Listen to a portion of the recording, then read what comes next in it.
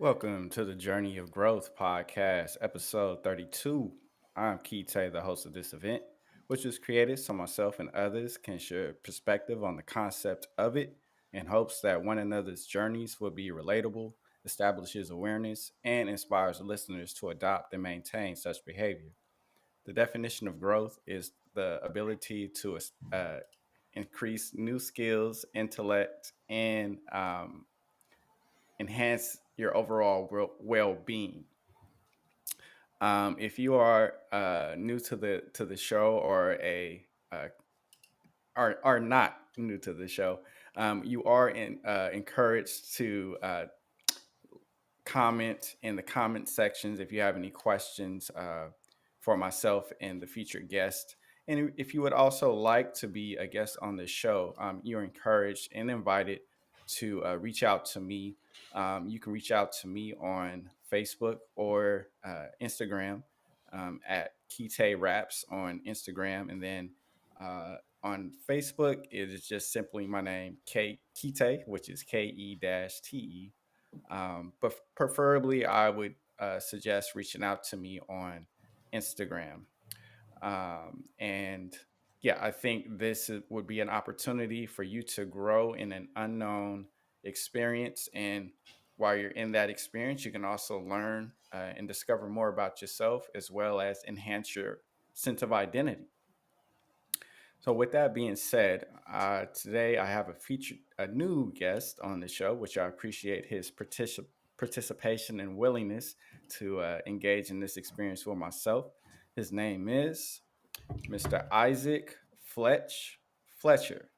Hello, Isaac. How are you? What's up? What's up? Feeling good, Kite. How you doing today? I'm doing well. I appreciate you asking. For those who are unfamiliar with you, what can you tell me about yourself?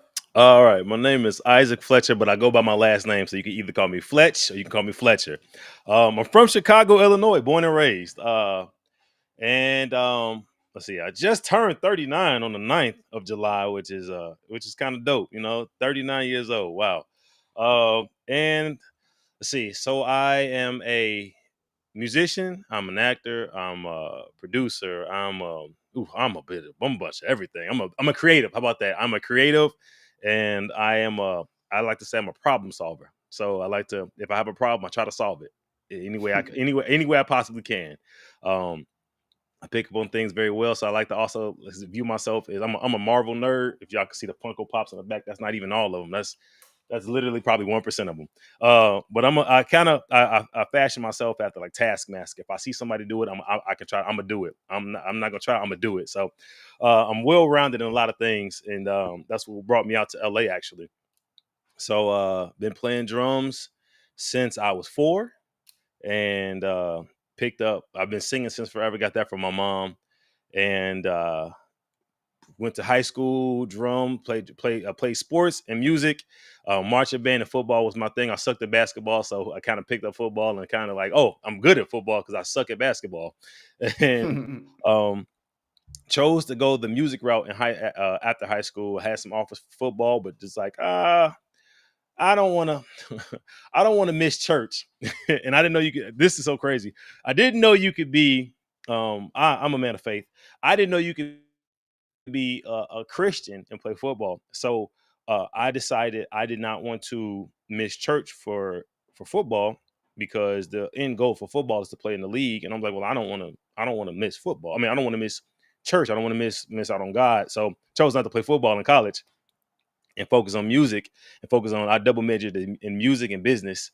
No, I'm sorry. I double majored in music and criminal justice, and I didn't find out about that you can be a Christian and play football until I met my friend Vincent Ray, who played for the Cincinnati Bengals. Shout out Vinny. Uh, and I'm like, oh, he a man of God. He a man of faith too. Like, and so I asked him, I said, yo, when do you guys when do you guys go to church? Because I know for like y'all play on Sundays. I was like, y'all go before the games, after the games. He said, no, we have church on Saturdays. Mine was blown.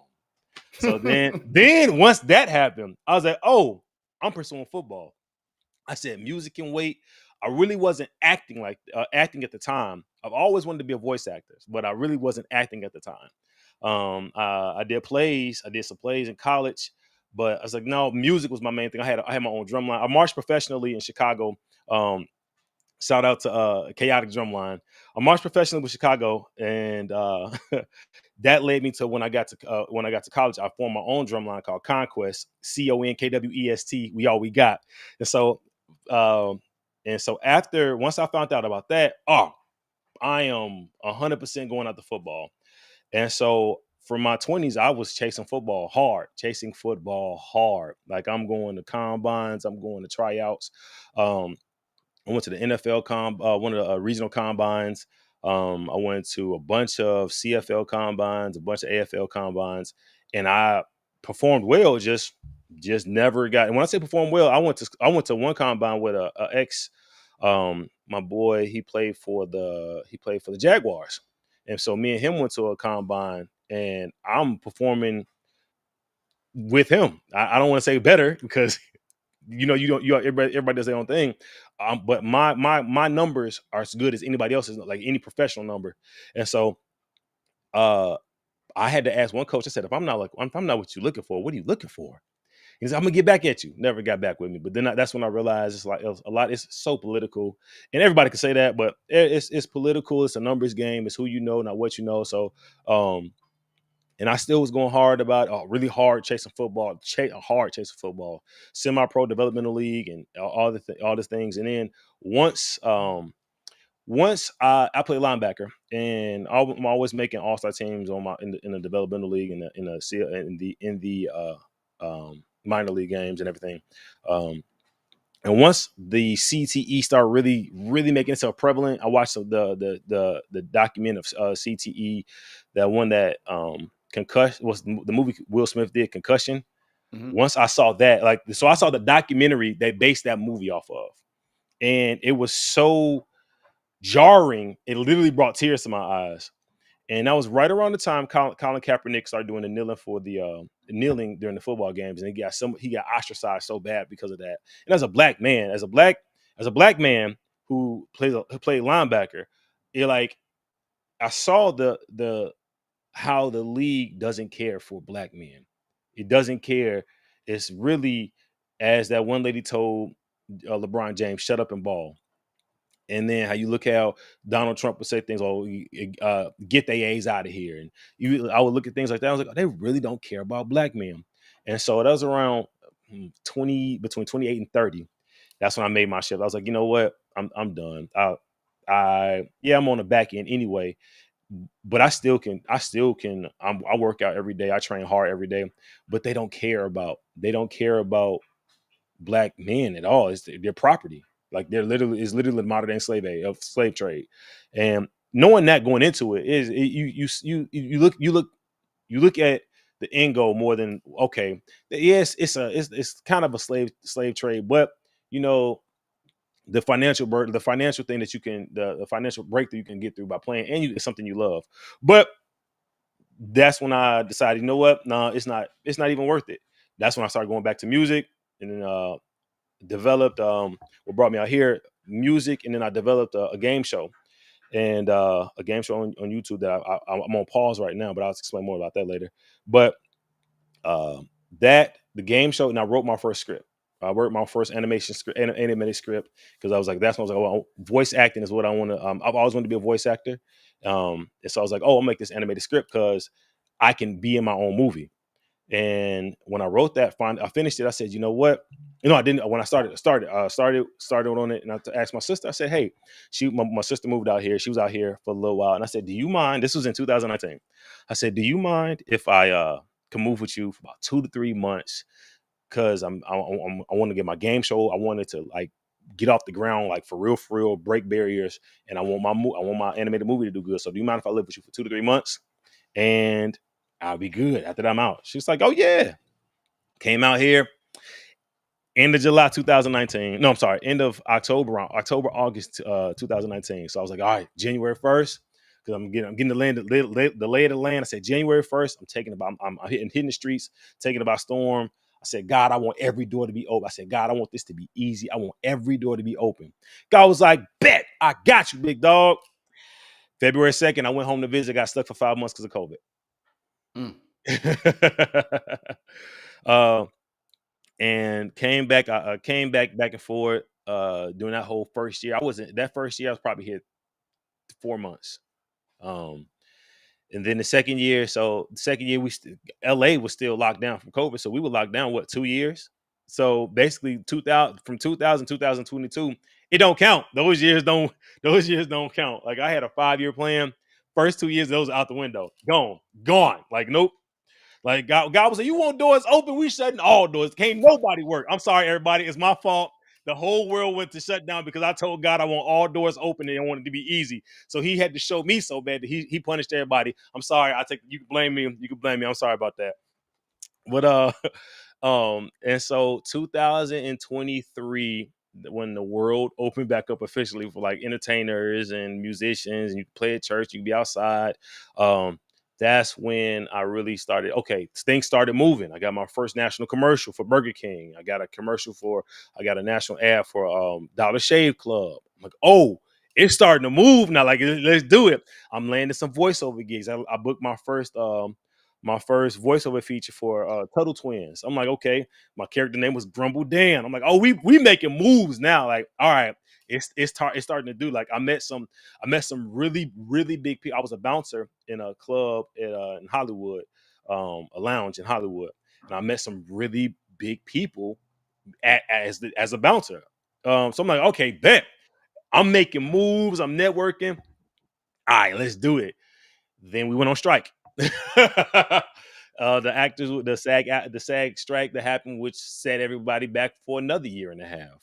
And so now we're on the back end of the strike, and it's like, wow. So that's the short story of the long story of how I got here from playing drums in church, growing up in church, being a really devoted man of God, and basing my whole life around that, to not choosing football because of it, to chasing football and asking for God's faith and great grace and favor through that. Not really getting the rewards I wanted, but as one man had to tell me, I had a horrible tryout in Detroit, and the guy had to tell me, he's like, "Listen, God opens doors no man can shut, and He also shuts doors no man can open." And that stuck with me because when I said I had a horrible tryout in Detroit, I drove 9 hours to Detroit. I had no sleep because of the hotel I got. It was a motel.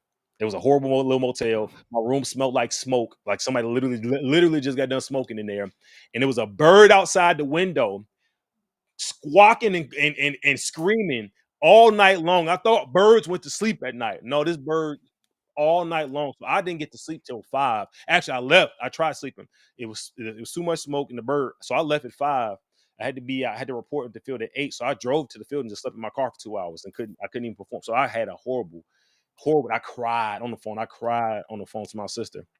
I Hmm. I cried hard. And she was like, Isaac, I got you. Like, whatever you need, I got you. I'm gonna support you for a year. If you need it, and this is before I moved out for COVID too. This is my Mhm. you need. Whatever you need, I got you.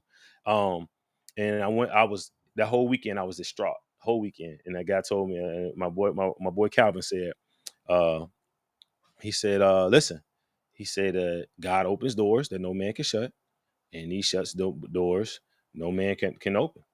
I was like, and when he said that, this huge weight went off my shoulders. I was like, that is the truth. That's the truth. Like, bam, like he was protecting you from something. You never know you get out there. And that's when I start seeing the CTE stuff. I'm like, oh, yeah, maybe God, you didn't want me to play that. Like I'm a great athlete. Um I was a great athlete. You could ask anybody who played with me. They was like, you not playing in college? So like but God had other plans. So that's the long end of the story. And then I'm here in Hollywood as a musician, as an actor, as a voice actor, as a creative, as a producer, just just anything that comes to my brain, creative, like creative wise, I spew it out there. So I'm that's where I'm at, man. And that's Oh, a little bit about me. no, I appreciate the elaboration, and I'm going to revisit a lot of the details that you presented in your presentation of who you Got you, are. got you. Um, so the next question I want to ask you is, What would be your perspective on growth, the concept of growth? So, um, I have I one of my mottos is either you get better or you quit, and that's really why I started doing independent music. I was a drummer for a guy, and I do that on quote air quotes because it was a lot of lip service, like, oh yeah, you the man, you got it, you got it, and come to find out that he never really rocked with me musically wise. Like, he was a friend, but when it came down to business and music, he didn't rock with me, and I thought he did. But and it is what that's the industry, man. That's how the industry is. Um, and I came up with this thing. I said, you know what? I won't work for nobody. I don't want to be in the background for music wise for nobody, because I'm too talented to be in the background. I'm too, not to say I'm big headed, but God gave me a lot of talent to just sit in the back and watch somebody else's talent flourish. And I said, oh, and I basically got fired as the drummer. I'm like, I will work for myself because I will never fire myself. But it's either I'm going to get better, or I'm going to quit. And I don't like quitting. So I got to get better. So that's my aspect of growth that I hold on my back, like always. I take it with me, and that's my that I tell that when I was taught, I taught in a rehab facility. um, I would tell my students, I said, listen, because they were, my mom hates when I say this, but they were criminals. She's like, I'm like, the criminals. Stop calling them that. That's what they were. But I love them little criminals though. But I would tell them all the time. I'm like, look, either you gonna get better or you gonna quit. I'm like, so either y'all weren't good drug sellers because y'all here. I was good. Nope, because you're here, you got caught. So either you gonna get better or you quit. So y'all need to quit because y'all suck at being drug dealers. So quit and find another. Let's figure out something else. Like, because let's figure something else out, because that's not it. So they would laugh at that, but that's the truth, man. Like, either you gonna get better or you gonna quit, and I don't believe in quitting. So Mm, I would tell my when I coach, I would tell my student, my players, like, listen, we got to get better. We can't quit. Coach Fletcher don't like quitters, so we got to get better. mm, And where I'm at currently in my life, I'm at a stage of like stretching, like uncomfortable. This whole journey of LA is definitely a stretching, uncomfortable journey. Because I came in such a time that wasn't secure as an entertainer, as a creative.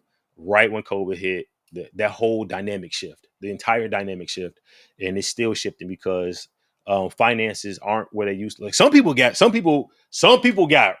over in COVID. Some people, they really thought they stride. They hit they became millionaires during COVID. That wasn't my story. I was still confused on, like, still as a personal journey as a man, trying to figure out what am I doing in my 30s now. Like, what am I doing? Like, where am I trying to go? What do I need to do? Um, and now it's like, okay, now it's this whole stretching process. Oh, all right, you went from I went from living in my own crib in in Illinois, coming here and living on my sister's couch for 2 years. Uncomfortable. I only had my work van, which my van I had that I moved here with. I turned into a mobile studio because I couldn't practice drums anyway, because we were in a 1 bedroom apartment.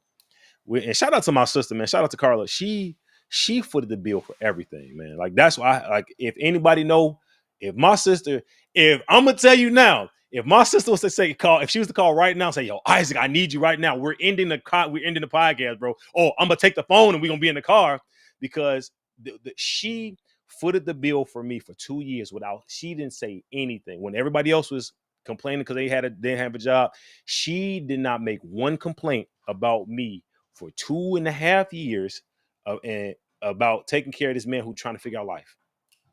Like, I had junked up her career. Like, I had instruments and drums everywhere. She never complained one time. So when I say, like, she already know it, like, she is on top priority. Of course, my parents, but she is top priority. And I got my cousins right after her. Like, she already know, like, they're there. So shout out to her. But that, from going on, sleeping on her couch, my first recording studio started off on her kitchen table. Moved into my mobile van. Then I moved into the house I rented, and now I'm to this spot. Just the growth, seeing this growth, and I take pictures of the studios and the place I lived and the place I slept. Just so whenever I look back at it, oh, I started on the kitchen table doing voiceovers. Now to I got this loft with all this equipment, and I got a sound booth, and it's just like, all right, we there. Even if so, the times where I sit there and I say, man, maybe I'm not really, it's not really happening, or maybe I suck, because everybody goes through that kind of like, man, maybe I'm not good, or maybe it's like it's not really, God, where are you? And I look back and say, oh man, no, I was on a couch, I was on a futon, no, not a futon, pull out couch, I slept on the floor, and I recorded on the kitchen table with a crappy with a non-vocal mic, and still was able to move to this spot. And it's okay, all right. So that's growth, man. That's either you quit or you get better. And then you got to be prepared for it's going to stretch you. It's going to be uncomfortable. But just like the gym, man, I'm a big gym head. Like I said, like I'm an athlete. Um, there first comes pain, and then comes growth. Like then comes the strength. Like that first breaking down the muscles, the breaking down the, oh, it sucks oh, it's so uncomfortable, man. All right, we're gonna deal with the uncomfortableness. But no, then where do we go afterward? Keep going, don't stop, keep pushing, because after that it's gonna hurt for a little while. It may hurt for a longer while than you want it to hurt. But once everything starts falling into place, everything gonna fall into place.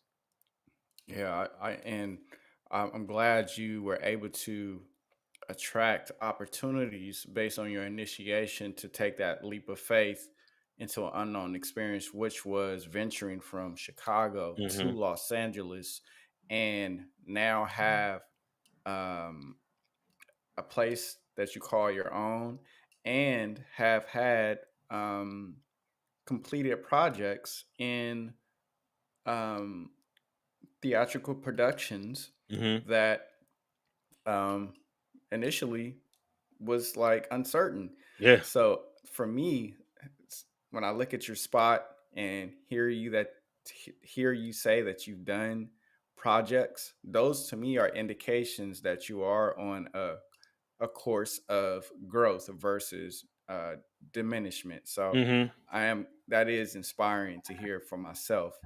And I also want to admire your ambitiousness. Just going back to your opening presentation of who you are, it seems like you have a strong will and and you're capable of being resilient, just based on the various experiences that you chose to engage in throughout your life, Hmm. which is a choice. And I think some people may avoid uh, those experiences, and they probably have missed out on an opportunity to better themselves. So, what I want to ask you is, um, regarding your ambitiousness, who who inspired you to be who you are today? um Real talk, bro. I come from I say that I come from a really, really healthy family, man. Like I come from a really, really healthy family, and let's go, mama. um, she like, oh, first off, Shamira supports me in everything. Shamira, she supports everything I do. Any podcast I make, any web series I make, any short I make, any music, she is one of my number one supporters, and she will. All It's the craziest thing. It's just show you how family, and that's my god sister. That just show you how family really, really, really get down with you. She get down on everything, and it's crazy how she up on everything I do, and I do a lot. She up on all of it. Shout out mama. Bam bam, let's go. All right. I even lost what I was talking about. Okay, The I come from a really healthy family, right? hmm And so my dad and my mom is in my house. My dad and mom are still married. My grandparents are still married. And so when I look at that, my closest friends, like their parents are married. And when I look at the TV and these stories on social media, they talk about how black dads are in the home and black dads are lazy, and women are just they are catty, and it aggravates me. Or when I see how they say that the black mom is always cursing at the kids, and like this stigma that black is angry, and the stigma that black is just toxic, it gets under my skin, because that's not What am I? That's not my experience at all. That's not my experience at all. It's so weird to me. My mom does not yell at us. She does not curse at us. So when I see people like, oh, they make these skits on social media, I don't laugh at them. Like I could laugh at them, but I don't want to laugh at them because that's not the reality of black homes. So my success came because I like my dad never, my dad and my mom never really preached can't. So I never said that word growing up. I never said that word. I mean, oh, bro, I can do that. Like, oh, that's easy. I can do, like I told you, like I have a taskmaster mentality. If I see you do it, why can't I do it? Like, don't give me time to try to do it. I think I could do it the first time. I'm gonna just try not to, like, I'm gonna try to be humble, but screw being humble. You just do it. Like, I'm gonna tell you words to anybody. Just screw that humble stuff. Just do what you got to, like, do it. Be great. Be great. But I just really feel like my parents boosted my ego.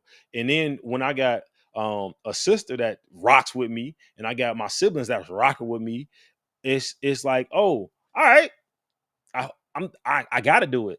And I got friends that are like, oh, and and another thing, when friends really rooting for you, you kind of like owe it to them to succeed. Like when I was trying out for when I was in Atlanta for one tryout, my boy my boy was like, you owe me. Like I stayed at his crib, and he was like, bro, you owe me success. I'll let you stay in the crib. Like you got it. You owe me success. I was like, bet. Like I look at that. Like my mentor here, my acting coach. He's like, bro, I bet on y'all. I put, shout out to Michael. He said I put my Michael Jenkins. He said I put so much into you guys. I invest so much into you guys because I'm betting on your success. Bet. That's all you got to tell me. That's all you got to tell me. Like when my family like really really helps me out financially when things get rough. Oh, y'all are investing. That's an investment that I gotta pay back. So I gotta succeed so I can pay that back. Like I can't, like again, I can't quit because I gotta pay people back. I gotta buy my dad a boat. My dad didn't want a boat. So I gotta buy him a boat. So that's how I feel. Like, and that's where the drive comes. That's where just the family, that's what really pushed my parents started it. Like, go for it. So Hmm. yeah. Well, what can you tell me about your parents in Uh more so detail? so my mom is my mom is the one that really um introduced me to Christ. Just helped me build my relationship with Christ. And my dad is the one who really built my interpersonal relationship with, like, he's where I get my charisma from. Mm. So um my mom is where I get my blunt and cutthroat typeness from. Like, Hmm. I'm gonna say what I gotta say. I get that from my mom, like hands down. So, and she says, it's hilarious. My mom says she's shy, and everybody who knows my mom be like, where? So, but she just like she's the one, like, I'm shy, but you can't afford to be shy. Like, you gotta say what you gotta say. So I don't. She ain't shy. She thinks that, but I get that from her, and I get my charisma from my dad. Like my dad, he'll go by, and I learned this from him too. He say hello to everybody. He say hello to everybody. And Hmm. then he'll be in the store. I was with him like we're in Jules. It's in Chicago. We in Jules, and he'll just say like to the cashier or the person bagging. He'll be like, "Oh, you're doing a great job today."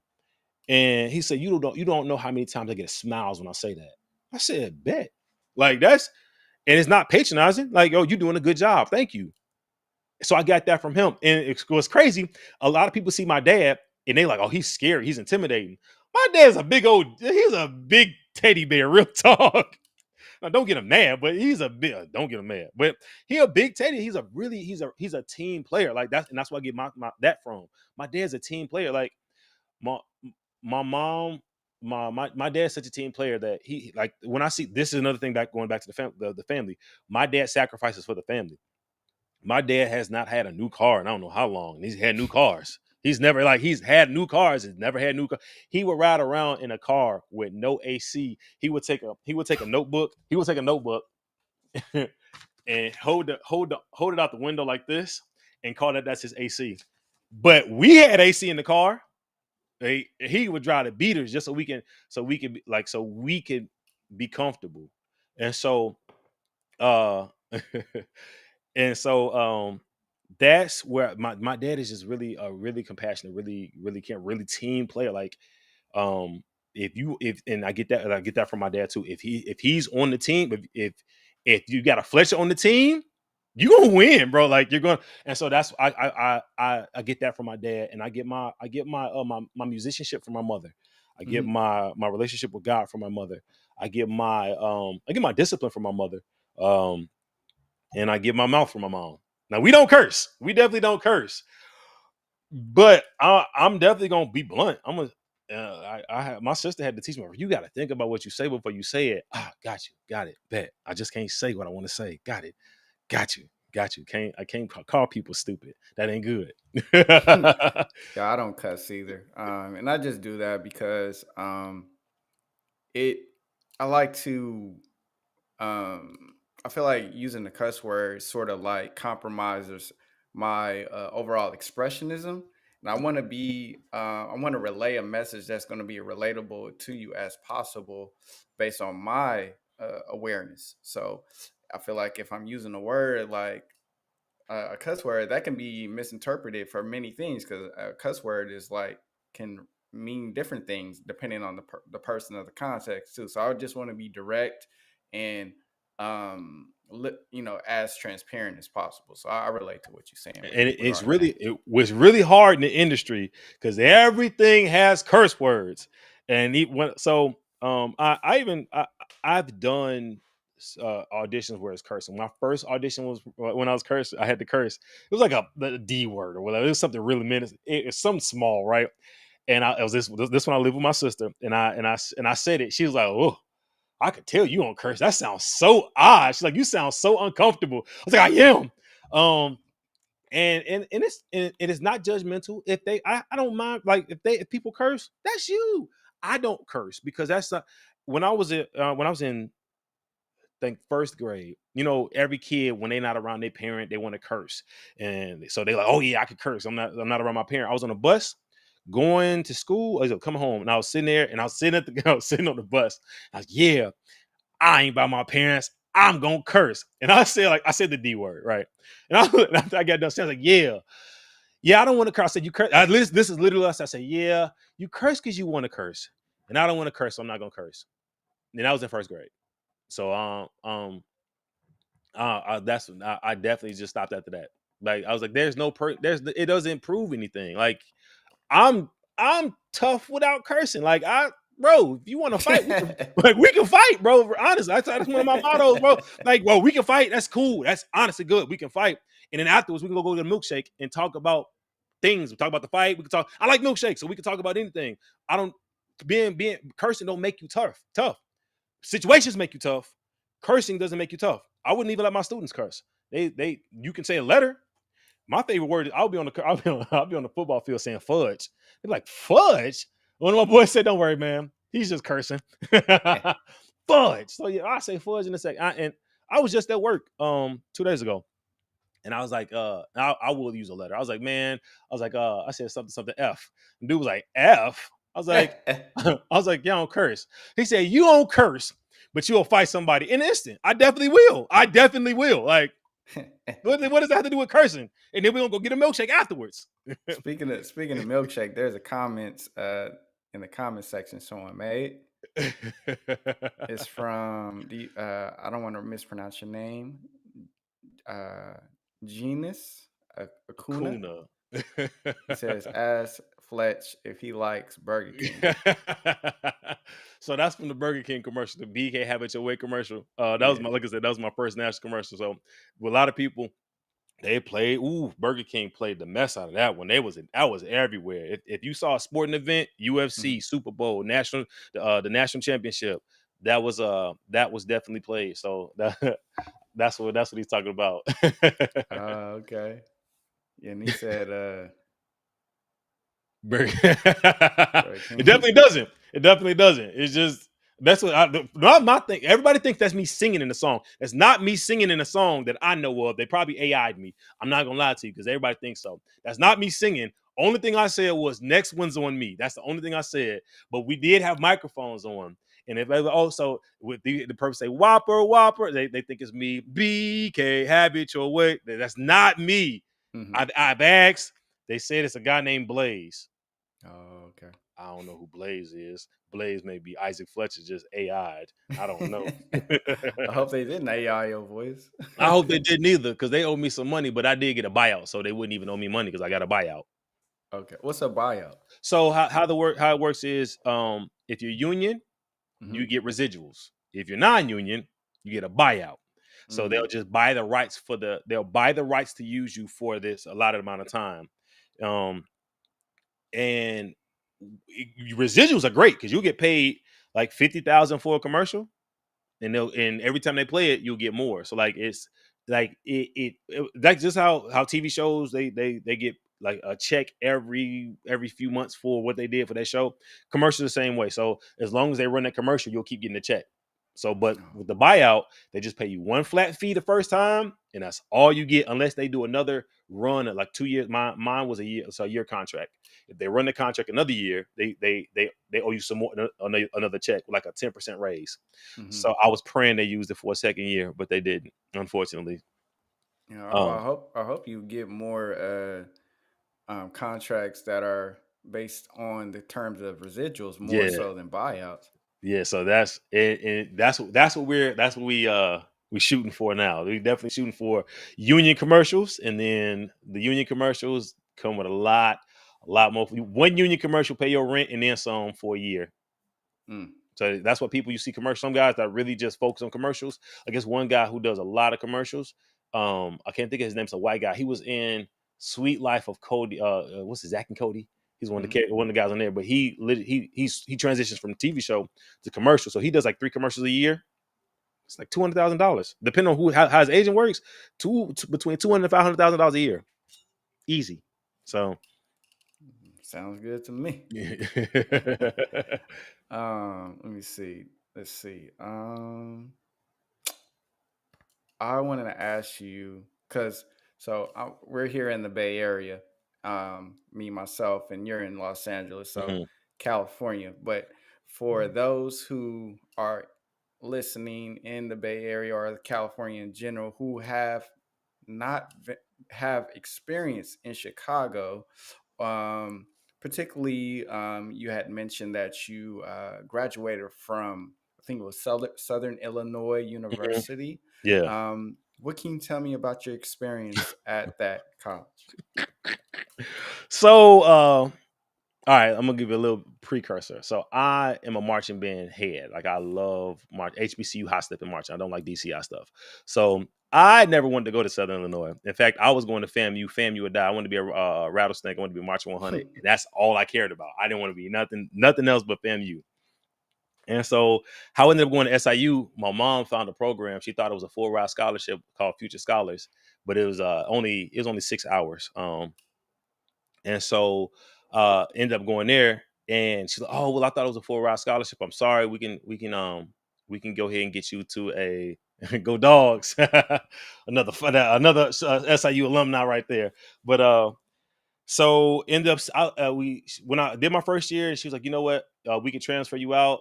I was like, "Nah, we already here. I'm kind of a go with the flow type of dude. I'm like, we're already here. It's gonna take a lot to get me to move down there. It was a lot to move me here to Southern Illinois. It's about like 5 hours from 5 hours from Chicago. So don't worry Mm, about it. I'll stay. I'll stick it. I'll thug it out." Um, while I was down there, I hated the music so much that I formed my own drum line. That's I said, me and my boy Otis Powell, we formed a drum line called Conquest, and I had fun with that drum line. Man, we would go. I would before I officially formed it, I would go to the football games, and again, I told you I'm a rebel without a cause. So I didn't like the marching band so much. I went to somebody just texted me and said that my other god sister said she wanted to go to FAMU too.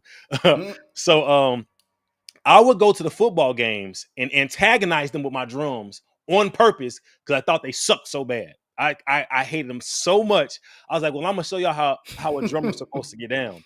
And so they would ask me to stop playing, and I wouldn't.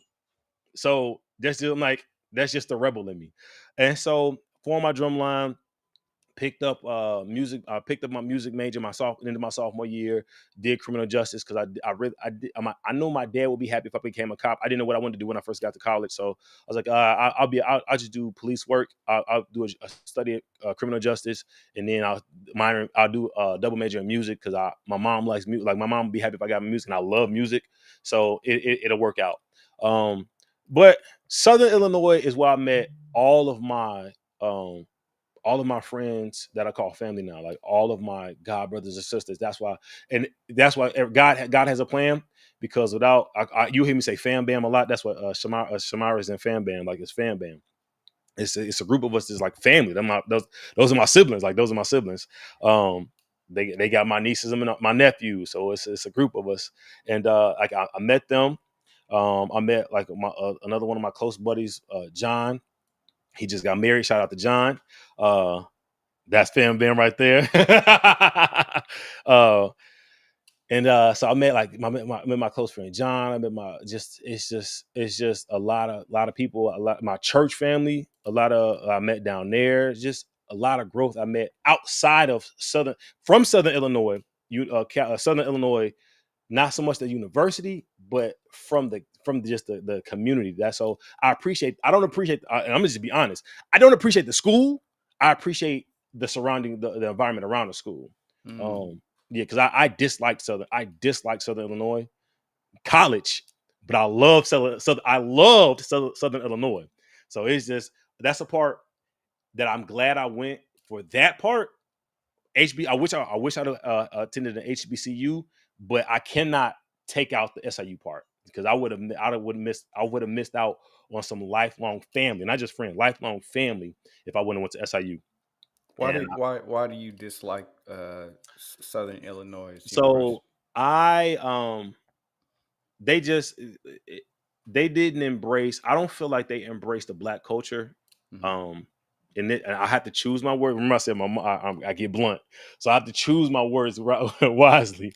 So I don't feel like they embrace the black culture at all. I think especially like anything black they got rid of. Hmm. Anything that was like strong that upholding for black student, they really hold me down, fam. They really got that. They really got rid of. If y'all know what HMDF means, hold me down, fam. Yeah, I didn't know that. So and I disliked how they treated me when I when with the music wise for the marching band. Hmm. Again, I told you I march professionally, so this is a little joke I tell everybody.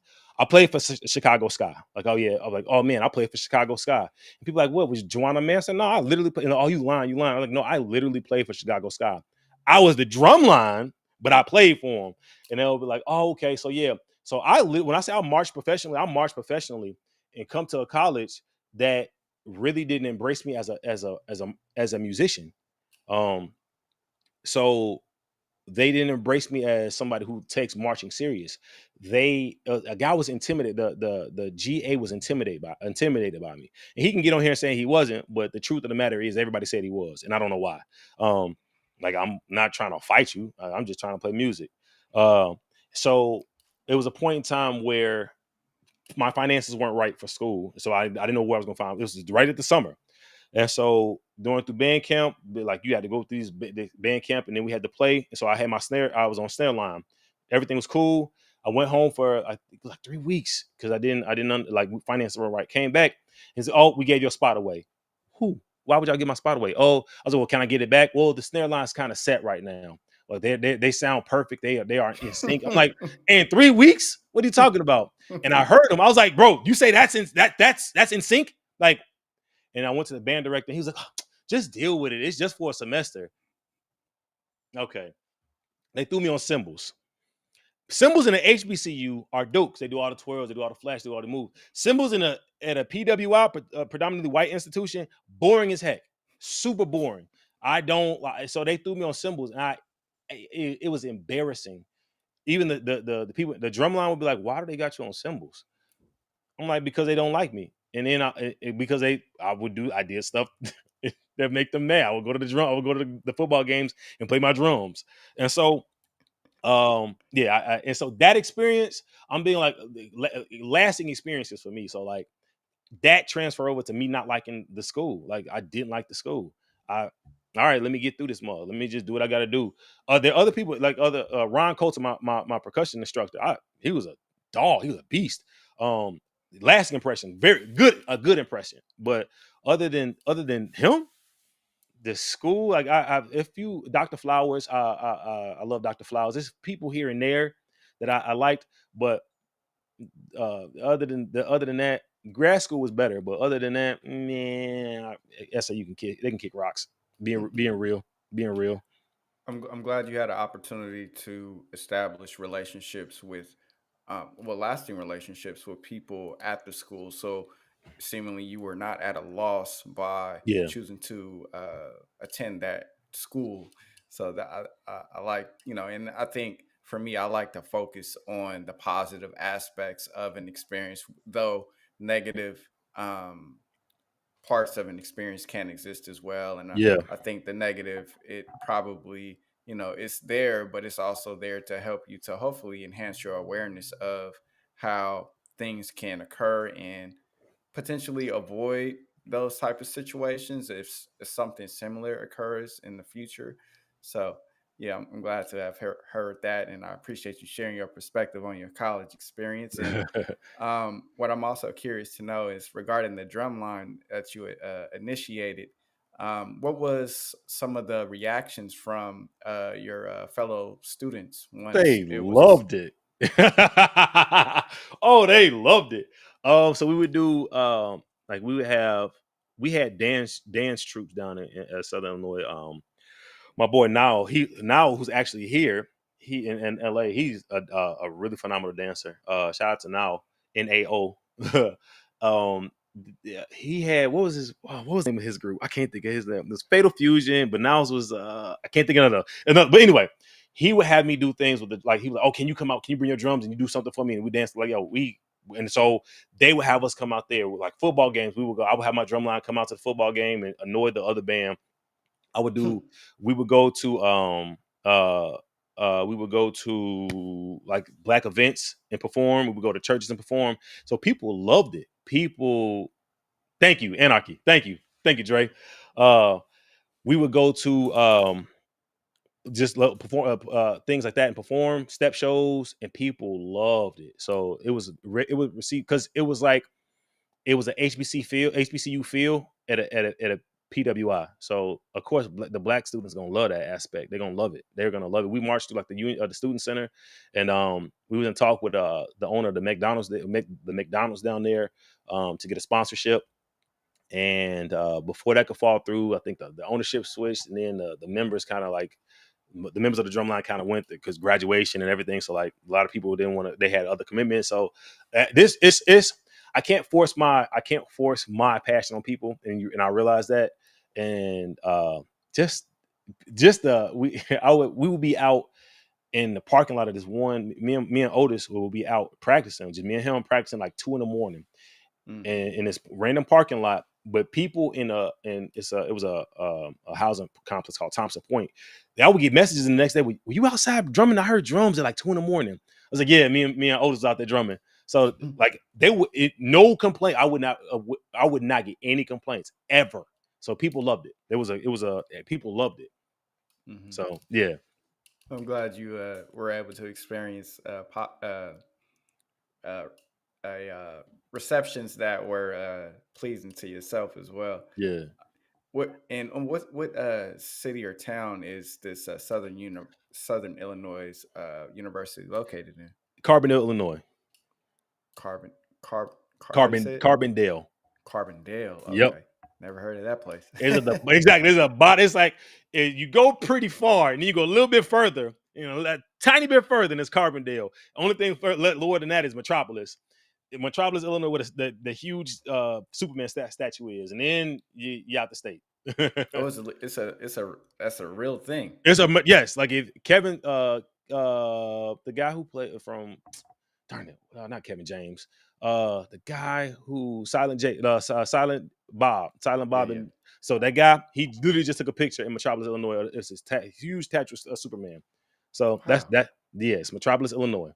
That's interesting. And hopefully I'll have an opportunity to go visit there. And had I not like asked you about the college that you attended, I probably wouldn't have never known. I Yeah, mean, it's yeah. never publicized or talked about. So that's Not unless you interesting. were like in the Southern Illinois region, you wouldn't know. Real talk. Wow.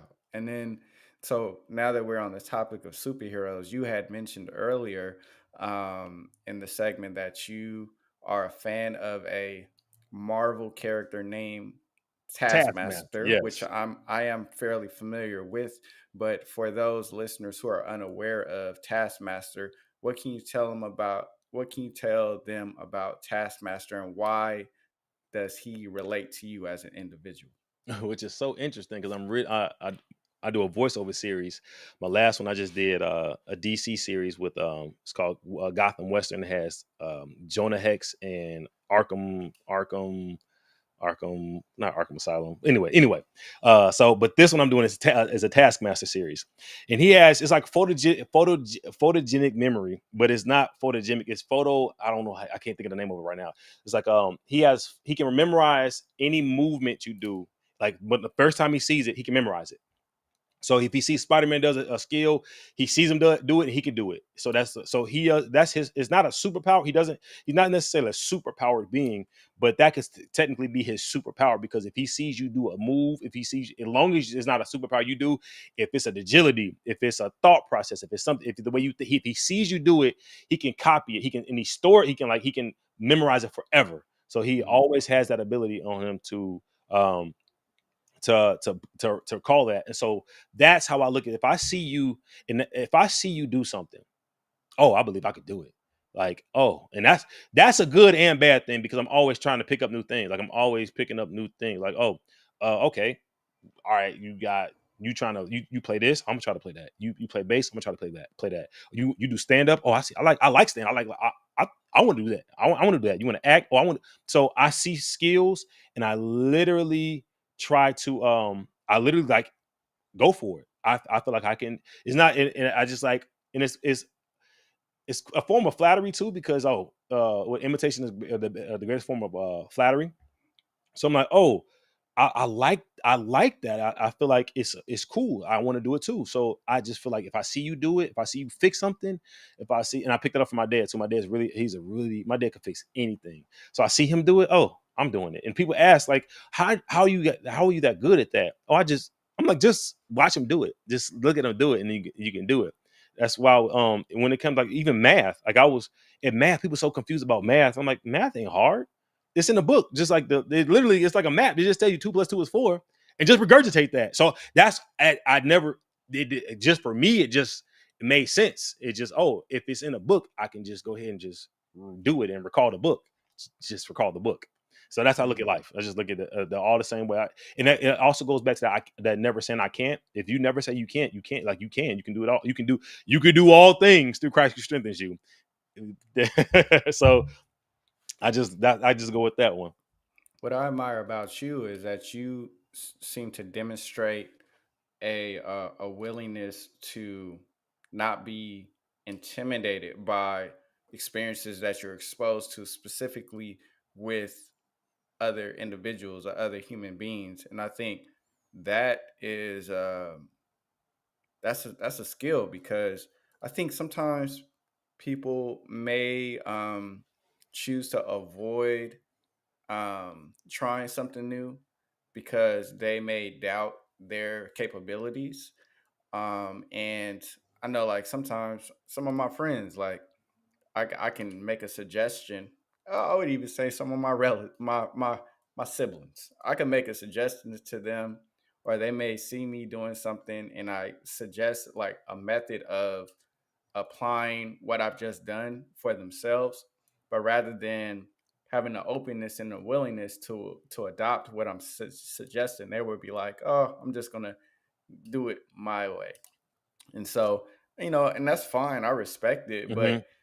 at a certain point in time, if you try it and it doesn't work, are you going to continue going down that path of it not working, or are you going to hopefully eventually apply what your brother just said, or your friend just said, right? So, It's fear. It's fear. Fear. People are so scared of it. And somebody asked me, like, how do you just do it? I say, look, I said I look at it like jumping out of a plane or jumping off a diving board, which I've done. Like, right? People like, you jumped Mhm. out of a plane? I'm like, yeah. How was I said the hardest part is the first step. Other than that, just jump. Like, you got a parachute on, just jump. So that's the hardest part of jumping out of a plane is looking over the edge. That's the hardest part. Mhm. That's the hardest part. Other than that, just lean forward and go. So when it comes to doing something out of your comfort zone, just I look at it just like, bro, if I could jump out of a plane, I could do it. I could just look, just bro, if you could jump out of a plane, if you could jump off a diving board, just look over the edge and go. The worst thing somebody gonna do is laugh at you. All right, I'm gonna laugh at you. Ha ha, and I keep moving, right? Mhm. And when it come to stand up, when I first started doing stand up, my first sets are trash. I got them okay. I don't even like looking at them because they're trash. But I can't. I was my second one, my second set, second time I went up. I was thinking like, okay, I got this funny joke. I just don't know how to say it right. And I was like, I'm maybe kind of nervous, but my whole thing is just hold your breath and go. Like that's my whole thing. And right before I got up, I was listening. I just thought about what Bernie Mac said. Like, bro, I'm not scared of y'all. And it's not the fact that now I'm not speaking for him, but how it resonated with me is I'm not scared of y'all because I'm scared of being homeless. That's what I'm scared of. Y'all not laughing at me ain't jack compared to me being homeless. Y'all Mhm. not laughing at me ain't jack to me not paying my bills. So I can get up. It's not. If y'all boo, okay, cool. I'm gonna go get a milkshake and figure out how to do it better next time. But I'm like, Eh, thank you, bro. And I'm like, real talk. The hardest thing about it is getting on stage. The hardest thing about it is taking that first step. And if you're not scared, if you're not scared of a person saying no or laughing at you, you're gonna do it because you sit back and say, you know what, I can be scared, or I can sit there and jump on. I can push that scaredy cat back and go for it. Because what's worse, somebody saying no, somebody not laughing, or me not being able to eat. If Mhm. I look at that, I'm gonna take the shot. I'm gonna take the shot because the worst thing you can do is the worst thing you do is not laugh and say no. What's the best thing I do? Get a shot. Somebody say, okay, come back next time. Bet. Next time Mhm. gonna be even better. Like I say, either you're gonna quit to get better, so your next time get better. Even if you suck, guys, if you suck the first time, get better. So and I think that's and people are like, oh, you're never nervous? Oh, I'm always nervous, bro. I'm always nervous. I'm always nervous. I just don't show it. And then you go. You just go. I think for me, what helps me to overcome like being afraid is, and I'm piggybacking off of what you said in terms of like establishing your own drum line at a college that seemed to want to limit your skills and capabilities by not involving you in their established band. So what I was gonna say is, for me, the best thing to do to overcome fear is to do things sometimes in solitude and isolation. Not isolation, but more so solitude. Hmm. That's a difference, because if you could do it by yourself and without the expectation of somebody like validating your efforts, then you can do a lot of things in life from my perspective. And so like for you to go on a stage and do comedy for the first time, like, no one else was on stage with you, so you know you didn't know what the outcomes or the reactions were going to be, or Yeah, you you were gonna you fail by yourself, boy. You gonna fail by yourself. yeah, you can yeah, you can fail by yourself too. So no, I relate to what you're saying. So just, sometimes I think sometimes I get a little bit too comfortable wanting to be around other people who are gonna like hype us up and Hmm. do things of that nature. But the danger with like always staying in that type of environment is like you may not want to step out of that environment if Hmm. people are always going to hype you up. And so then if you go out of that environment and you want to try something else and those people aren't around, that's where the fear can kick in. And And you'll then you swing back probably in. try to avoid doing Hmm. it because there's no one else around. But if you can have a willingness to do things by yourself, sometimes it can help you to develop your self confidence too. In my opinion. Also got a key thing I help people like when they're that worried about it. I say, look at Mhm. this. It's like so my sister. And one of our best friends, Diane, she used to make fun of us. She like if I messed up on a Sunday playing drums, they would make fun of me so bad while I'm playing. Like I'll mess up and look out and I see them laughing and pointing at me. Right? They would. Woo! I'm talking about make you feel nervous, get hot. Somebody turn the heat up. Like what's going? I'd be so hot. And then one Sunday I was like, you know what? Can't nobody do what I'm doing. They could laugh, but it's not even. I'm saying anybody. Say y'all can't do what I'm doing. Like y'all not up here.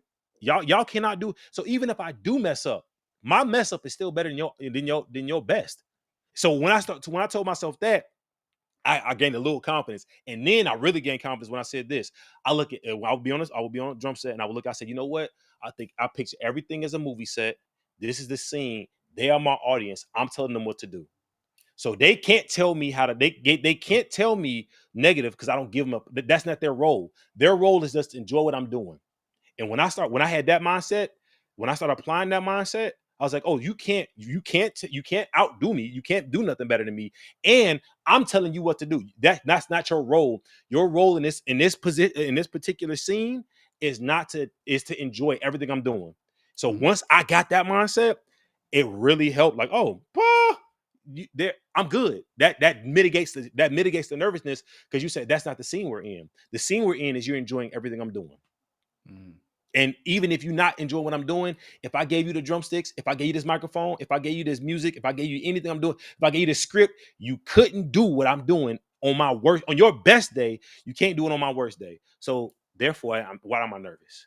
And you mm, own it. You own everything. Once you start looking at, oh, it's the scene that I'm setting. I'm putting the scene. I'm putting this person there. I'm putting this crowd there. I'm putting you, and your reactions. I'm telling you the reaction you got to give me. It set the whole scene for me. Like, oh, you can't tell. Like, there is no need to be nervous because I already set the scene. mm.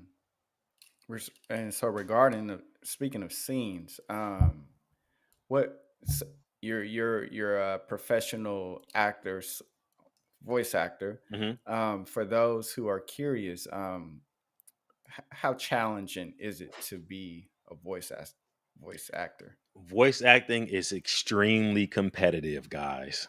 It's extremely competitive. When I say extremely, everybody can have a microphone and everybody can turn a closet into a sound booth. Now, will you be the best? Up to you. But can anybody turn into especially after COVID? After COVID, everybody became voice actors. So it's extreme. Because the actors couldn't get jobs because everything was remote. So they moved to get in a booth, and they had money to buy expensive booths. So they got a booth, and they could shoot in applications. They already got the network, the agent. So it's more competitive voice acting than acting. Yes, I do both. Um, it's acting is competitive. So just think triple that. Voice acting is super competitive because you can do it. You can have auditions for something in Australia, in LA. You can so it's opposed where you have to be in the location. Like a New York audition I can't do right now because I'm not in New York, but I can audition for a voice wise because I'm in LA. So it's extremely competitive, and it's a numbers game because you'll get in your head. Like right now, like I haven't booked in a minute. I haven't booked a job in a minute, and you'll get in your head like, man, maybe I suck. Maybe I'm not good. And it's not, and that's where it's not the part that you're not good. What it is you may not what that's what your voice is may not be what the director's looking for. So you cannot let that get into your head. If you let that get into your head, when you go in the booth, like the microphone does not lie. I learned that from my vocal coach. The microphone will not lie. Whatever you put in the microphone comes right back out. So if you say a line like, oh, I love bacon, opposed to, oh man, I love bacon. Two different things. I'm like, that first dude didn't love no bacon. He was a vegetarian. So it's competitive, and you have to, and it's a numbers game. That it's you just have to keep striking. Don't get into your head where you say, well, maybe I'm not good enough, or I start thinking like I start overthinking things. Man, just give it your best performance, give it your all in all, and move on to the next thing. And you may do a thousand auditions before you get one, and then you get the one, and you good. And now your confidence is boost, but don't lose that confidence because the slightest bit of doubt the microphone to pick up.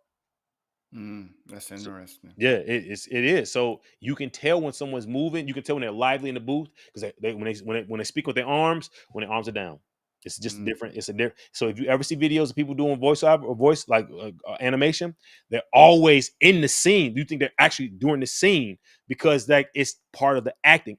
Voice acting is acting, but it's just with no camera. So you got to figure out how to relay your voice or translate your voice through the microphone so that people can actually see what you're doing in their brains. That's all it is. You got to figure out a way so that you have to figure out a way to make sure that happens. And the biggest way to is also talk with a smile. Most like on commercials, talk with smiles. You got to definitely talk. Hi, this is like if it's something for like Ross, right? Ross is selling coats. Ross is selling coats. You can't be like Ross is selling coats. I ain't going to Ross for no coats. But it's so it's just that part for anybody trying to be a voice actor, just actually like think about it. Oh, it's acting through the microphone. So act in the booth. Act in the booth in the microphone to pick it up.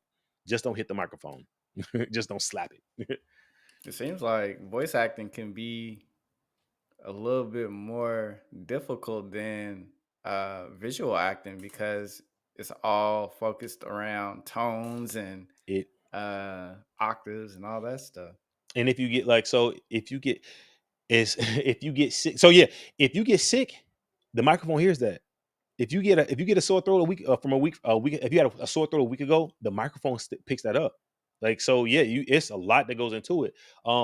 And you also like in a scene with an actor, I have something to go off of. I'm going back and forth with an actor in a if I'm acting a camera, I mean, if I'm acting a animation, I'm not going off of nobody. You're going off what your brain shows.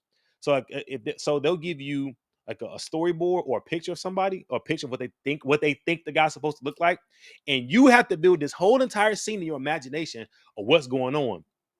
And that's what they build off of, opposed to you looking at the person, they're giving you something, you giving them back, and it's just it's like a tennis match, volley. No, it's really, and you in the booth, it is you sitting at a basketball hoop with no backboard and nothing, no wall for the ball to back off. You just gotta like shoot it in there and pray it go in. Okay, now let me go back and catch the ball and run back here and take this. All right, let me try this one.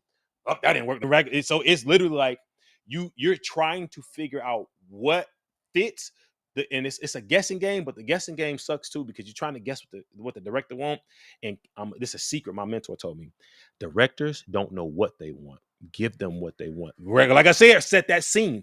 You set the scene and you tell them what you want. Mm. Directors don't know what they want. When I booked that Burger King commercial, they wanted a geeky Asian guy. I don't look geeky. I don't look Asian. The guy even said, "Man, you kind of big," and I booked it. So they don't know what they want. You give them. You tell them what they want. Mm. So playing the guessing game, they have an idea, but if you go shock their idea, they're like, "Oh crap, I wouldn't even think about that. Hire him." So it's confidence key. Confidence is key. Interesting. That's insightful. And what I'm curious to know, and what I'm hoping is when you choose to engage in these jobs, voice acting jobs, that not only are you being compensated financially, but you also are discovering more about yourself. So, what have you discovered about yourself as you have done these projects? um, that what have I discovered about myself? Whew, well, I've always been resilient, right? But you be like, oh, resilient. You got to be resilient. You got to be. You just got to keep trying, man. You got to keep trying. You have to speak to yourself. You got to tell yourself you're good. You got to like, all right, let's go. Even if you don't get it, if you find that you didn't get it, just all right, keep digging. All right, you just keep pushing, bro. Keep pushing, keep digging. Just keep swimming. Just keep swimming. You got to keep trying because the second you don't try, you got to. The second you don't try, you don't get it no way. So you Mm, got to keep trying. And then uh pick up as an actor, your biggest thing is to like just be observant. Just observe a lot of stuff. Like observe, be creepy. It comes to the point where you got to be a creep. You be like, you just be staring at folk like, oh, that's what you do. Oh, that's you hear a lot of people like, I don't know what to do with my hands. I don't know what to do with my hands.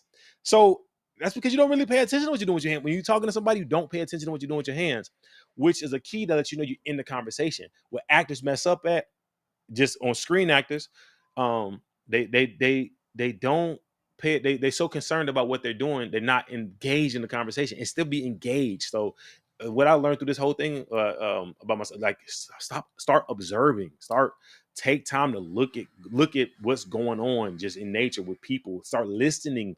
Listening is a big key. Like, okay, the I listen to a lot of commercials because I'm trying to figure out what are they doing in this commercial.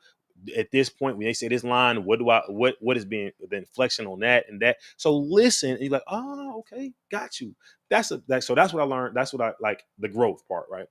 That's what as an actor, as a musician, as an entertainer. Okay, the listening part is key. The growth part is listening and observing things. Mm, okay, thank you. I appreciate that. We're gonna move on to the next segment of the podcast, which is the multiple intelligence theory. Mhm. So, for those who are unaware of what the multiple intelligence theory is, I'll give you a brief explanation. When it comes to intellect, there are two popular theories. One is more popular than the other. The most popular one has been adopted by academic institutes, as well as I think society as a whole, which suggests that we as individuals have three forms of intellect, and which would be mathematic, linguistic, and scientific, also known as naturalist.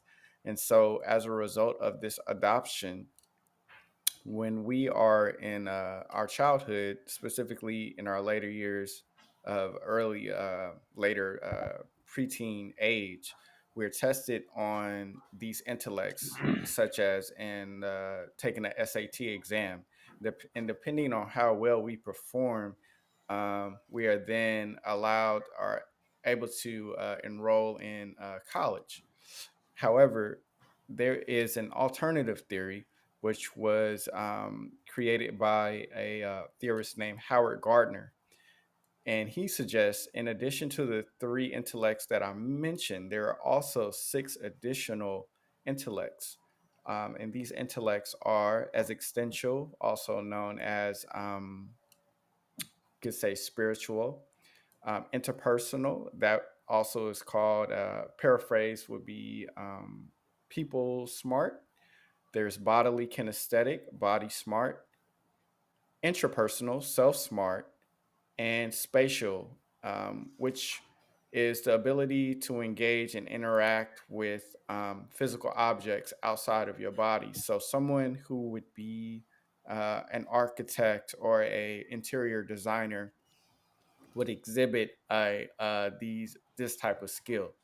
And so, when it comes to intellect, it seems that we possess all, based on this theory, we possess all nine of these, but with what will determine how high the degree of each intellect would be is based on practice and repetition of that particular intellect. So I will use an analogy of like a Stephen Curry and compare it to myself. So he is very efficient at shooting a 3 point shot. And that will be a result of him committing time and energy by practicing his shot in a gym, compared to myself, where I haven't committed such time and effort.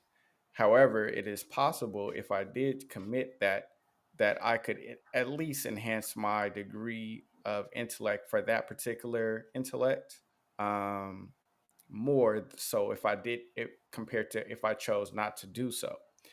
And the reason why I present this theory is because it's possible that one, people are unaware of this theory, and some people may have low self-esteem because they may not be have high degrees of math or writing or English, but they may be very skilled in music, or even having being able to help people, like which would be alluding to the interpersonal intellect. So if you're aware of these intellects, this can be motivational for you to continue growing yourself in the various aspects of your life. So, what I want to ask you, Fletch, is of the nine multiple intellects, which one or more do you sense hot? Which one or more do you sense you have high degrees in, and how would you suggest to others um, that they can enhance these intellects that you have high degrees in, based on your experience? Okay, right off bat, just like music is not one of them for me. It's definitely not one of them at all. No, I'm lying. So music is definitely a high one for me. Music has always been just up there. Um, that's a really a high one. And then I don't even this one. Music may be too opposed to in comparison from interpersonal. Hmm. I'm extremely charismatic. I am extremely charismatic. It's just it just comes out of my pores. I tell people it's a superpower. It's kind of if I wanted to use it for evil, I definitely could. It's really bad. It's like well, it's really good. But I tell people like if I wanted to use it for evil, I could. It's really easy. It's really easy to do it. I see how people that are evil that just use it for like Donald Trump. Donald Trump is charismatic. They hate him, but he's charismatic. I get it. Like people, I see how people can that are really charismatic. I see how they can do it. So that is that, and that is like I think charisma may be my one. Music is my two. And honestly, uh logical and mathematical that's a really good one for me because like I think I see a lot of things logically and like I said math just always made sense to me. It's always like I said it's logical. If you got a book and it says 2 plus 2 is 4, it won't be 5. It's always 4. Just go back and look at the book and just remember what the book says. To the point where I've never taken a math class like in college. Okay, I'm taking a math class in high school. I tested out of math in college, so I've never taken a math class because it just math made sense. It just always made sense. So I couldn't tell you what a math class in college looked like. It just made sense to me. And, and those three for me, like okay, bodily would be one because that was just something like I had to have a connection with my body for sports, and I've always liked sports. But Hmm. that would to me that would probably be third or like tied with third or fourth.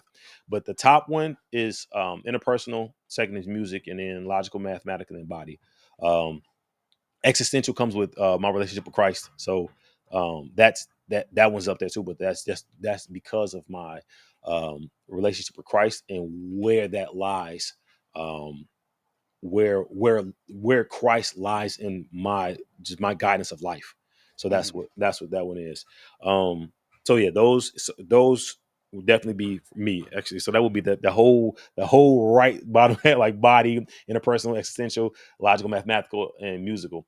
How I would get those up, especially with interpersonal, just talk to people. Like talk to and be receptive and listen to what they want to say. Listen to because a lot of people want to talk and they want to say something to you. So just present yourself in a place where they can hit where they can be heard, and they'll hear you back. And then have a great. You have just a great spirit about yourself. You just have a great or something about you. Smile like people don't smile. People like if you look at especially black men don't smile in pictures. I don't get it. I used to not smile, and my sister was like, Why don't black men smile in pictures?" I said, "I don't know." And ever since then, I smile in pictures. Like, smile. God gave you cheekbones for a reason. Like, why you walk around looking like you just sour all day long? No, black man, smile. Like, please smile. We like the whole that whole aura, that the whole stigma that we just it'll change if black men started smiling. Like when black men were frolicking, that whole thing that black men frolic, that made me feel so good to see a big burly man. It may sound weird, but just somebody who's supposed to be this huge angry dude having fun in the field, just enjoying the sun. Man, do that. Black men frolic, black men smile. Like be interpersonal, bro. Like be interpersonal. Have a conversation with somebody where you don't make them feel like they want like black men will walk by each other and won't even say hi. Why? Like why are we frowned up? Like you trying to fight? We come out the house ready to fight. No, smile first. If you gotta fight, fight. But if you just smile first, it should always be an option to fight, but smile first at least. um, so yeah, that's to for the interpersonal stuff. Yeah, like have a conversation, be receptive, be someone they want to talk to, and they'll talk to you. Like give off that energy, and they'll, oh man, he's something about him makes. That's how I got. That's literally how I got the Burger King commercial. I was on set and I talked to everybody. And the guy was like, "Man, where you from?" "I'm from Chicago." "We from Chicago." Black boy joy, exactly. And so I'm just talking to them. They was like, you know what, dude, take my number down. Like, I may have something for you later on down the line. That's how I got that's how I got the hook up to the audition to do the Burger King commercial. Wow. Just talking to people. And Hmm. I get that from my dad. Talk to everybody. Like when I say I got my charisma from my dad, I go on set and I talk to everybody. And you'll be surprised where that gets you. You ain't Hmm. got to kiss behind, like you don't got a brown nose. Just be real. Be a real person that somebody actually can enjoy talking to, and that'll open so many doors for you. Music, just practice. You're gonna have to get in the practice room and practice music. I don't know what else to tell you about that one. Some people are blessed with them. I'm not a prodigy. I just love music, so I just get in the room and practice. Um, Hmm. Math, I can't help you with math. I just tell you, look at the book. Math is easy. Just it's like you said, like shooting in the gym. Practice. Uh, Yeah. Body, the same thing. So you just got to force yourself to go to the gym. You got to realize that health is wealth. Health is wealth. Go to the gym, work out, and do that thing. That's what started with me. I didn't want to. I don't want to be fat. I was a chubby little kid, and I didn't want to be fat, and I wanted to be good at football. So that's made that change. And then I don't want dad bod. I don't got a kid yet, so I can't have that. How you gonna have dad bod and you ain't got no kid? Like I gotta. I I don't want dad bod and I ain't got no shorty, so I definitely gotta be. I gotta be look. I gotta look good on camera, and then my relationship, real talk, and then my relationship with God, just that's foundation. That is foundation. Like, what is your foundation? God is my foundation. Like, if I chose not to play football, somebody was talking about music. I mean, about entertainment, and I was like, "Oh, you turn down this, you turn down that." I said, "Look, I turned down football, and I was good at it. Like, I had people say, bro, you could have made it to the league." They say that, but like, everybody says something like that. But no, I turned down football because I did not want to lose my relationship with God. So like if I could turn down that, I don't care about nothing else. Like I don't care about that. But that's that found you got to have a foundation of something, and that for me. That's where everything builds off of. The building block is God, and everything else falls in the play. I appreciate your insights regarding your intellects and how one can hopefully achieve developing their skills similar to yourself. It seems to me also when it comes to development of intellects in general, it seems, especially how you described it, it seems that one has to have a willingness to be voluntary. It when it comes to developing intellects, it's a voluntary effort. No one is going to make me develop my skills. And sometimes I think even in my past, what prevented me or what caused me to sabotage me myself from developing a skill was the expectation of validation for doing Mm, so. And I yeah. think when it comes to like going to the gym, like, yeah, somebody might say like I like your body, but ultimately I still gotta go there in order to like get to that point. And Yeah. so, I think what I would encourage people to do if they're wanting to develop their intellects, be aware that it's a voluntary effort and you may not get validation for doing so, but um like Fletch was saying, when he goes to the gym, it's the process for me. And also, I exercise too. I do power walking, but I enjoy the process of doing it and the outcomes of like me completing the task. I do appreciate, but I think if you can embrace and find joy in the process of doing it, Hmm. that will help you to have a sense of longevity and sustainability, you know, in terms of having a willingness to want to initiate it in the first place. If you don't enjoy the process, you're probably not going to continue on that Mhm. path of wanting to continuing to do so. So yeah, it's a voluntary effort, and I would say don't expect the validation, but be aware that you're doing it for the Mhm. betterment of yourself as well. Yeah.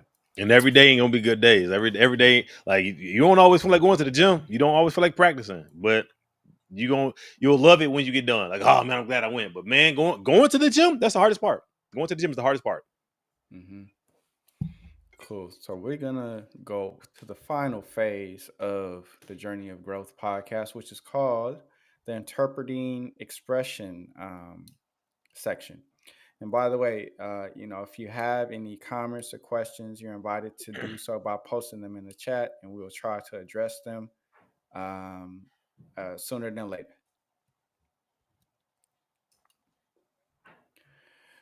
And I appreciate everybody for tuning in. And I hope that this conversation is resourceful and inspiring others to maintain their journeys of growth as well. So, this section is called the Interpreting Expression section. And to give you a description of it, sometimes I encounter quotes or questions from other individuals that are relatable to myself, and I value and appreciate them because they can be resourceful in terms of applying them to my life, so I can continue my journey of growth. And so, what we will do in this section is myself as well as Fletcher will share our interpretations of a presented quote, or I'm sorry, presented expression, and hopefully our interpretations will be relatable to the listeners as well as each other, so that we can utilize our interpretations as a resource, so that we can continue bettering ourselves as individuals. So today's interpreting expressions quote is: actions become identity. So, Fletch, you can go first. And so the question is, it's a two-part question. How would you interpret this quote, and how is it relatable to yourself? What you do becomes you, basically. Mm-hmm, Uh, so what you pour into yourself, what you pour out becomes who you are, be it good mm-hmm, or bad, right? mm-hmm, So for me, like I said, since my life is like rooted in Christ and rooted around God, I have to make sure I speak God into my life. I have to make sure I spend time with God. I have to do my devotion in the morning. I have to make sure that is something I have to do. So the action is the more I spend time with God, the more time God spends with me, and people will see that. Like if I'm if I'm making a display of Christ, people see that where I go, which comes out in that interpersonal skill I told you about, the charisma, that joy I always give off. People see that, so the action that I practice, that I practice making sure I'm joyful. I'm practicing making sure I'm speaking good things into my life. That action becomes my identity. If I spend time with Christ, that people see that light in me. If the light of God is on me, if that love of God, that's the whole key. The love of God is on me, that becomes my identity. People are like, oh, you know what? The joy that man has, I like it. Like I want to keep him around because that's who he is. Like I'm not gonna be no Debbie Downer. I'm not gonna come in just trying to just be a horrible person to be around, because I practice being a good person. I practice not walking around um doing nefarious things. That action becomes who you are. So that, like I said, what you do becomes you, is real. That's real. That's a real thing to think about. mm-hmm. And how relatable is that quote to yourself? uh very much so. Just think about sport wise. Like, okay, if you're gonna look at sports, the how I make sure um I I devote a good amount of time to um Training, that discipline, being disciplined in training. We can take back being disciplined and do my devotion, spending time with God, trickles down a lot of things. So that discipline becomes your identity. The discipline of being able to go to the gym and training for a certain amount of time comes out into your to the end result, which also the end result of having a being healthy, which also transfers over to work. The discipline you have at work transferred to over to the product that you put out. Like when it comes into me being a musician, the discipline I have to the action I take into being a good musician becomes my identity. That that guy's a good musician. He's a hard worker. He's disciplined in studies. He's disciplined in the gym.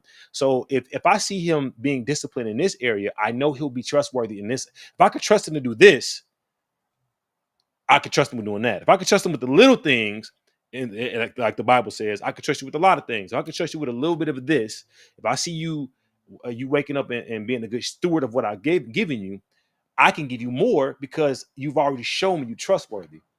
Mm. So that's how that works. Like if you could trust me with, if you could trust me, because again, I have a good heart. If you could trust me in your house, you could trust me in your job. If you could trust me with $1, you could trust me with your finance. You could trust me. You could trust me with not mishandling or not stealing from your when I'm in your car. If you could trust me not stealing from something that maybe when no eyes are on me later on, like I could trust him no matter what because I saw him be trustworthy no matter what.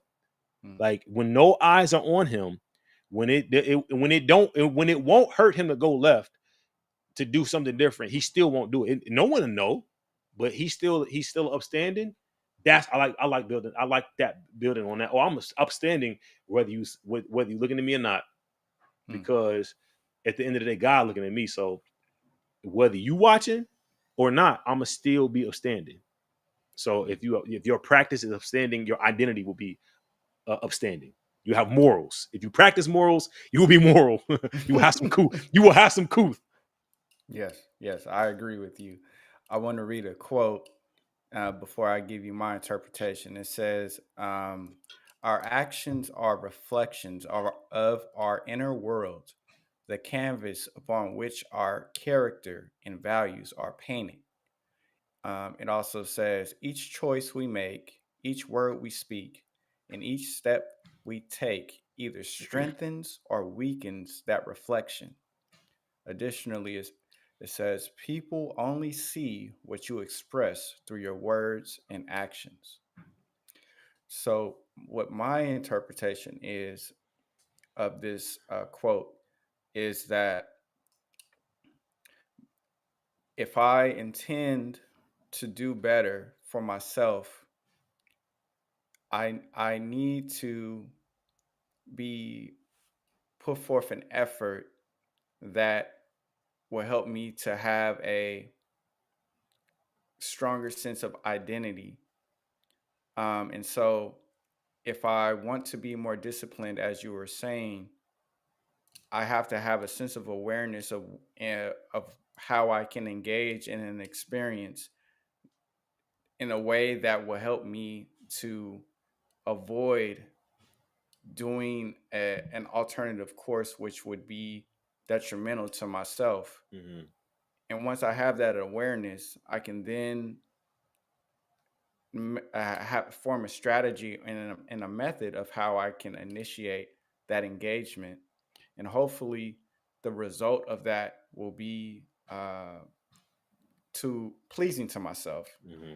So I presented this picture that is contextual to the quote, where it is a firefighter, and I could be disingenuous and tell someone that I am a firefighter, and they may not ever see me again. But if my intention is to lie to them, and that expression is put out into the universe where they receive it, that act becomes my identity. So now I am internally, it was a lie, and I'm presenting it to them, and they are hearing it. So I think if I present this false information, I am now having one, a false identity, and I Mm-hmm. guess you could call me a liar at that Mm-hmm. point as well. But if I want to become a firefighter, or if I am a firefighter, that would require me to put forth particular efforts in engaging in specific experiences that will help me to develop that skill set. Um, and so I think when it comes to people, and people can, it seems like people can only experience what I say and be a witness to my actions. And so, yes, I can internalize ways of being manipulative to other people, but if I want to do better for myself, then it's important to be aware that I can go that course, but I can also lose myself in terms of having a weakened identity because it's now become a false identity. How relatable is that to you? That's That that's that that's definitely the truth. That's the whole, the entire truth. Especially you said the whole part about the liar. Like now you like if that action is that if that action is something you did, not that you now become that.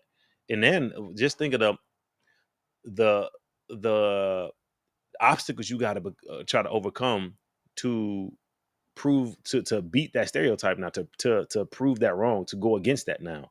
mhm. So yeah, I 100% agree with you on that. In regards to acting, and this is why I wanted to present this quote Hmm. to you. I'm not a professional actor, but when it comes to playing a role, are you intentional about preserving your identity as you are acting out a character, or do you go into a place of being someone else? So you have to separate the two, because as my mentor says, ain't nobody coming to see you. If they wanted to see you, they would come to see you. They come to see the character. They don't care about Isaac Fletcher. Mm-hmm. They don't care nothing about Isaac Fletcher. So you do have to separate yourself. Mm-hmm. But that's the tricky part. Some people have to become method act. Some people are method actors because they can't separate the two. And some people can, as soon as you say action, bam, they in it. And as soon as you say cut, they out. So it's there is something. It's a lot of actors that you see, like that's why a lot of actors get divorced. That's why a lot of actors are single. A lot of actors have a lot of problems mentally, because it's hard to separate, especially if you this character, like the method actors, they're a character for like 2 years, a year and a half, however long that process is. They become that character. It's hard to set. It's sometimes it's hard to jump back out. Uh, what's the guy? Not William Defoe. Was it William Defoe? I think it may have been William. No, not William Defoe. The maybe it was William Defoe. One actor, he did voices so long, he had to get training to find his natural voice. Wow. He could he was he It's that part where you're so engulfed in the character, you lose yourself. So it's great for the performance. It's great for the performance. Mm-hmm. But what is the ramification after the performance? Mm-hmm. So and that's where a lot of sacrifice a lot of sacrifice is required of some actors. A lot of sacrifice is required of this industry in general. Mm-hmm. And some are willing to go the extra mile to do it, and some aren't. And some like, oh, I'm gonna hold this part of me because I need to be able to come back to this. Mm-hmm. So it all depends on the actor, though. It's what's good for the goose may not be good for the gander. What's good for that actor may not work for that. Some people need to be method actors. Some people are good enough where they can just remember it's all acting. That's why I think like the best, you have to get back to being a kid, because when you were playing as a kid, you were in that realm. You were playing when I used to play Spider-Man, or whenever I was playing with superpower, like whatever superpower I had. And then when I wasn't playing, I didn't have I wasn't I didn't have it. So I think actors need to really get back to that part in their brain where, oh, I I can get into that where I don't need to necessarily give every bit of my sanity. Now you are there, like I said, you do have to give yourself. You have to separate yourself, but you do need to come back, because after that film is done, who are you? Yeah. So it all depends on the actor.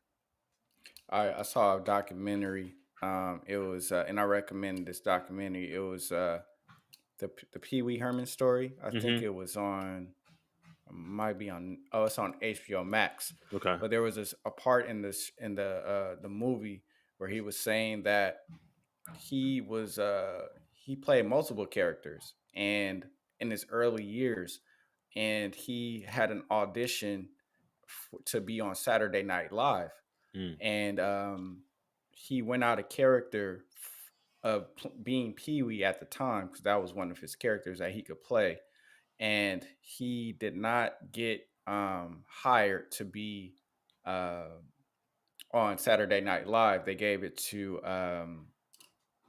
I forget his name. It was another guy. But anyway, so as a result of him not getting the job, he panicked and said like, "Well, I know a lot of people before the audition liked the Pee Wee Herman character, so I'm going to focus all my time and energy into presenting myself as Pee Wee Herman 24/7, even if I'm not working on a Mm. scene." And he seemed to experience some success as a result of him presenting this false identity to the point where he was able to have his own Pee Wee's Playhouse live show in Los Angeles, and he was making a lot of money.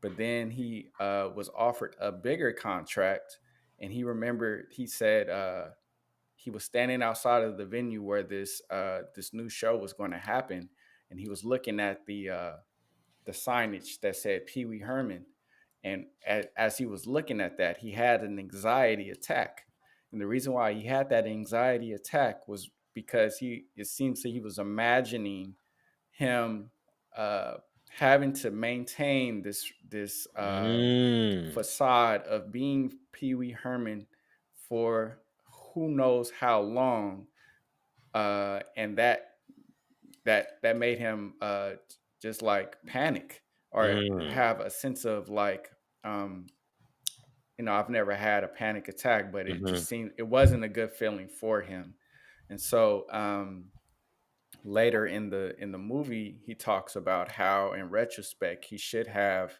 not chose to be something that he was not.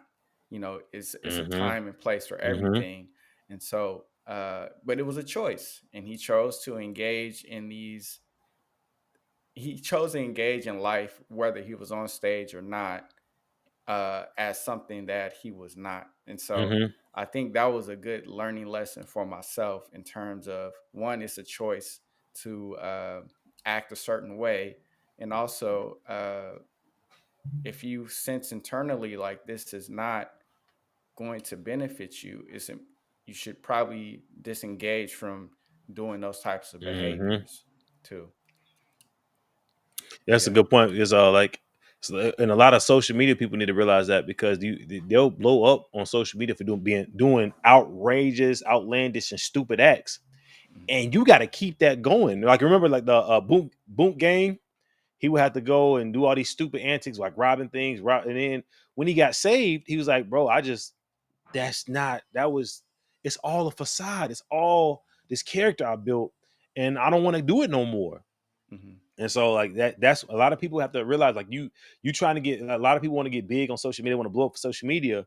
And so they'll do anything they can to blow up on social media. But just remember, if you did something stupid to get the first like, you got to keep doing something stupid to get the next likes. So that's why I'm always trying to be like, okay, it's only a certain amount, it's only so far I'm gonna go with my content because I don't want to sell out. I'm not selling out. Again, like I said, I chose not to play football for God. So I'm not selling out for $1. Mhm. that ship has sailed. I think alternatively, too, when I think about certain actors or actresses, I'll use Samuel L. Jackson as an example. Hmm. Samuel L. Jackson is Samuel L. Jackson in every movie that he does. And I think as I'm exposed to like other actors and actresses who um, play like play out certain roles or characters, and they seem to like um, specifically, let's use an example of someone who is doing a biography, Okay. like in I think a biography where you're pretending to be a character, a historical A figure, biopic. a biopic. Yeah. Yeah. So you're presenting yourself to be a historical individual or someone known, and you have to get into character to present yourself as such.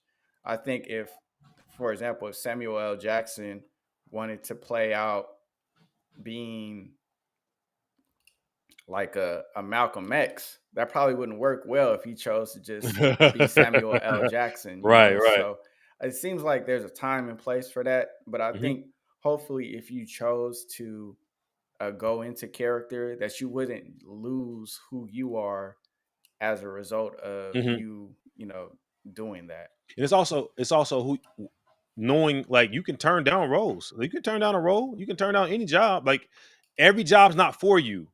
Every job's not, and so a lot of people and that they'll mess themselves up by trying to take everything. And when that job's not for you, it's not for you. So you look bad because you took a job that you knew wasn't for you, but you wanted the dollars. Hmm. Money gonna come. Just be real to who you are. Let the if the role speaks to you, go for it. If it don't speak to you, let somebody else take it. Hmm. Yeah, I agree with you 100%. But we have reached the end of the Journey of Growth podcast. I appreciate everybody for tuning in, and For real, for real. I hope that this episode has been a resource and inspires everyone to continue their path of growth. Um, and it def I sense that I grew in this experience, and I hope Fletch you have as It was well. definitely a great experience. Loved it, man. Thank you, appreciate it. What would your parting words be? Um, hey y'all. Uh, be true to yourselves, G. Like I said, and if I definitely give y'all the model I stick with, man. Growth is the key. So either you gonna get better or you gonna quit. And Fletch don't like quitters. So hey, keep going, y'all. Keep doing it. And I think my parting words is, um, I would say be try to be unconditional and voluntary in your initiatives, because it seems like the universe is provides us resources, or even God provides us with resources such as air, uh, and land to walk on, fruit, food. It's all presented to us voluntarily and unconditionally on from a macro perspective. So if this is how the universe operates, I think if we do have an opportunity to emulate that behavior, I think that would help the cycle of love and appreciation to maintain.